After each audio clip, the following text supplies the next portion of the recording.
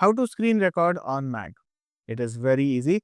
The first method is going to be just using the software that is on your MacBook. So to access that software, you just have to press Command Shift and 5, after which a bar on the bottom appears. Now, the left three icons are for screenshots, the right three are for screen recording. So it is by default set on entire screen because I use it, but you also have an option to record selected window or select a certain portion. Let's say I want to record this screen, I can just select that, but before that I have options over here which are basically where do you want to save it to. After the screen record is completed, you can have it saved automatically to desktop, documents, mail, or some other location if you prefer. I prefer desktop, that is fine by me.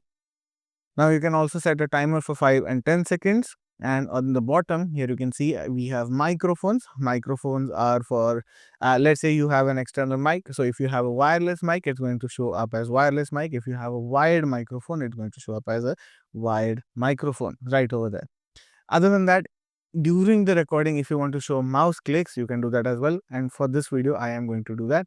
And once I hit record and let's say I do some stuff over here, note that it is only recording this section. Now to stop it, here there is a circle with a box inside.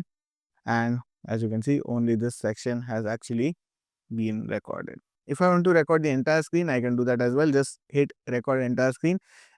Make sure your microphone is according to your needs and hit record. Now it is recording the entire screen, but on the top right corner you can see that circle again, which tells us that the screen is being recorded by the software that is already on your MacBook. So if I just click on that circle, it's going to stop recording. As you can see, it has stopped recording, and from here itself, the floating thumbnail, I can actually delete this if I want, or click on done, and it's going to save to my desktop. If you don't want to use this software, you can use OBS. You can just download it.